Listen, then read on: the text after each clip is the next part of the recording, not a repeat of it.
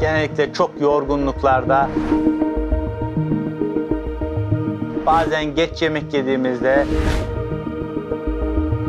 bazen kahve, alkol kullanımları horlamayı tetikleyebilir. Yatış şeklimiz, yastığın durumu, bunlar geçici horlamalardır. Ama bazen bu horlamalar çok uzun süreler devam edebilir.